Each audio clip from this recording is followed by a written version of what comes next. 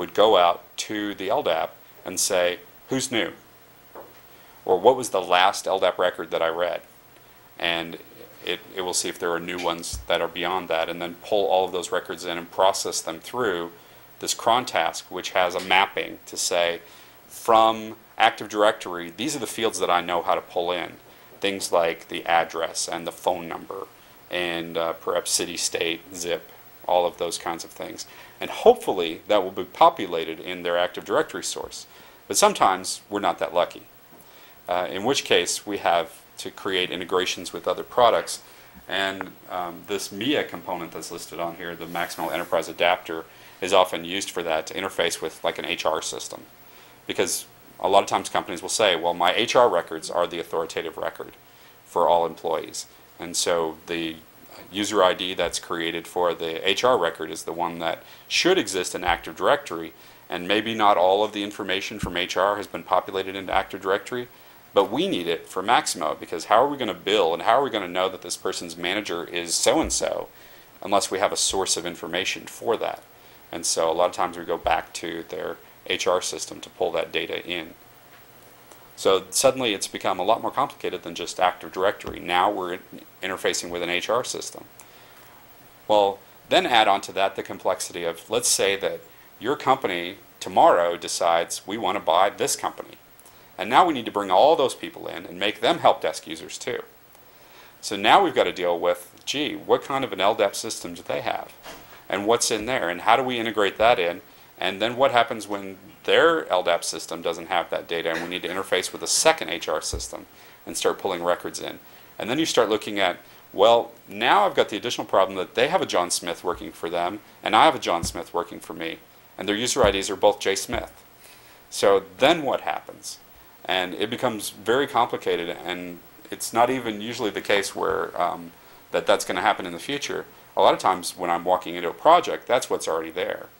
And in fact, in some cases, previous implementations of different products, they have strategies for dealing with this. Like at one customer, they had so many integrations from companies that they bought that they ended up creating custom users based on the email address of the user. They couldn't even go back and change and say, you know, John Smith at XCO and John Smith at YCO. They just created a user ID, John Smith XCO and John Smith YCO. And so suddenly you've got their Active Directory, which has one user ID that you're dealing with, and then you have a user ID within the product, which is completely different than that. And how do you create mappings between that? And that's where you start looking at things like the Tivoli Directory Integrator with an assembly line. And pulling out and writing code to deal with something like that. So, and then a lot of people ask me, so, you know, how many hours does it take to do a security setup of the implementation? And it's just not a simple question. You can see that there are a lot of things that go into it and a lot of pieces. Very rarely, when I've showed up on site, have they already even decided things like, for your LDAP integration, because we have all these security groups, what are the security groups going to be named? So we have out of the box, we say one is called Change Manager.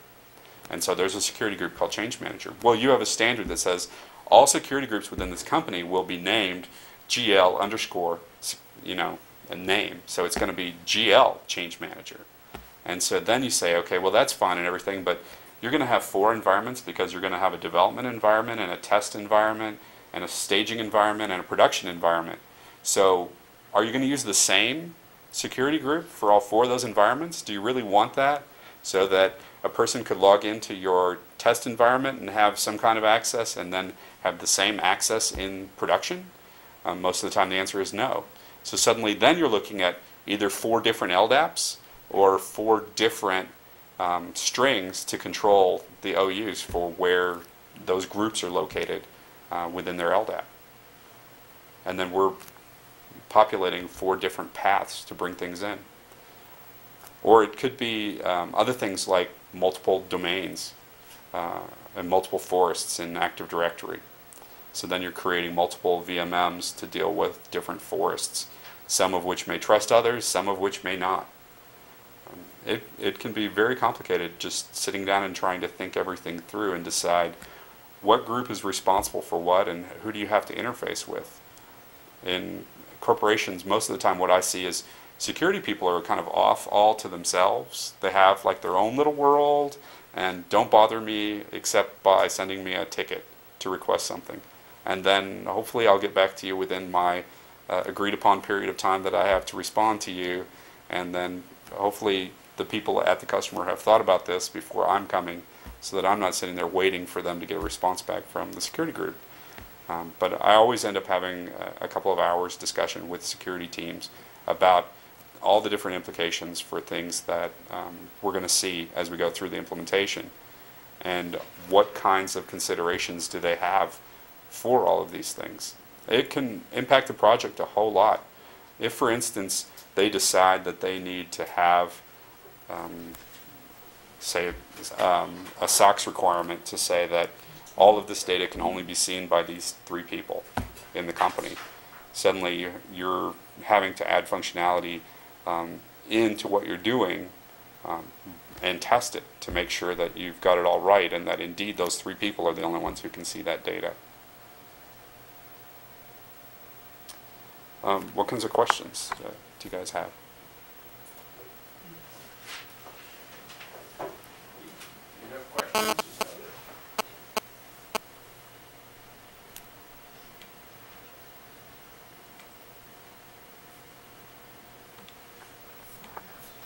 Jerry, on the projects that you've worked on or have had the opportunity to see both the internal IBM or at the client spot, what are some of the common failings of security that you type of see? I mean, any horror stories or war stories are always fun to hear. I've seen a lot of things that would just scare you half to death from a security standpoint. Like one customer environment where I went to that was open on the internet, and the max admin, out of the box, max admin user has the max admin password, the same thing. And that's on the internet. And you could log in as max admin, and have complete authority within their implementation. And that's the kind of thing that, you know, none of you would probably make the mistake of doing, but there are people that did that.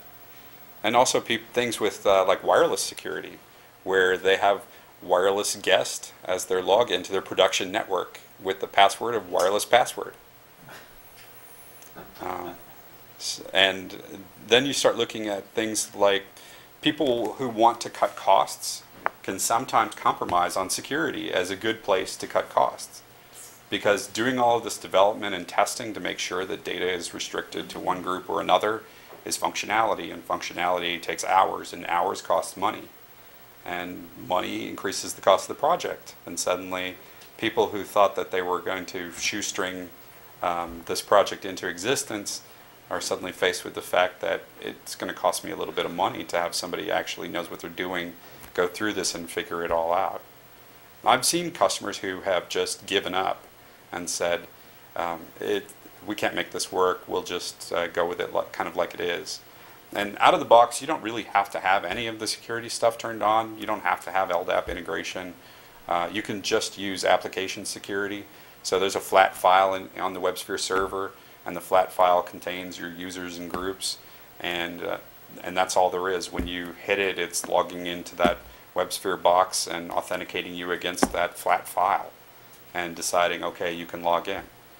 But in general, there are a lot of really complicated environments out there, and the security people that have to deal with it have to be very top-notch and know what they're doing. So when I start having some of these discussions with some of the security people, I've been really impressed with what I've seen out there at some places. And other places, it's been a lot of challenge out there. Government places especially, it seems like state employees, for instance. I was at one state agency where they were promoted from road crews into IT. And literally no one could type. The Tivoli person had to take off every afternoon at 3 o'clock from doing Tivoli work to type emails for people because everybody else in IT couldn't type. And so what do you think their security was like? It was pretty non-existent. But it kind of shows through. I have this theory about when I walk into a customer environment that by looking at their furniture and their walls, you can tell a whole lot about what you should expect from what's going on there.